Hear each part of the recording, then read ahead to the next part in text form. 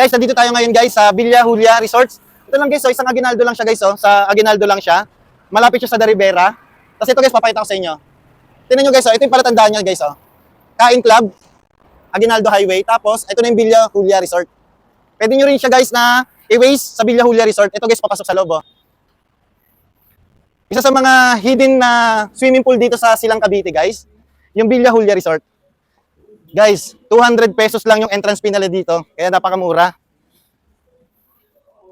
Pakita natin guys yung yung kanilang mga swimming pool. Pero kausapin po muna natin si ma'am kung magkano po yung pinaka-entrance. Hello ma'am. Ma'am, magkano po yung entrance po natin dito ma'am?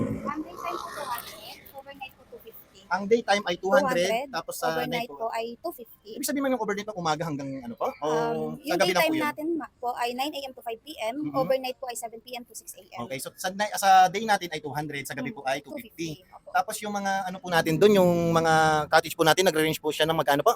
Meron pong 500, 800, 1.5 po. Yun, yung pinakamura nila dito guys ay 500 lang guys. Tara tingnan natin kung gaano kalaki yung swimming pool nila dito guys. Tara, let's go.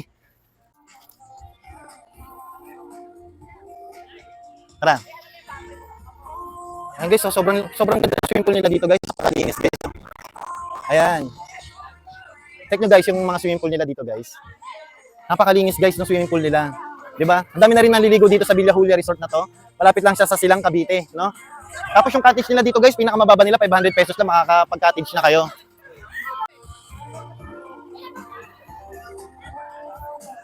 Ayan guys, oh. Tingnan nyo kung gaano kaganda. Hello.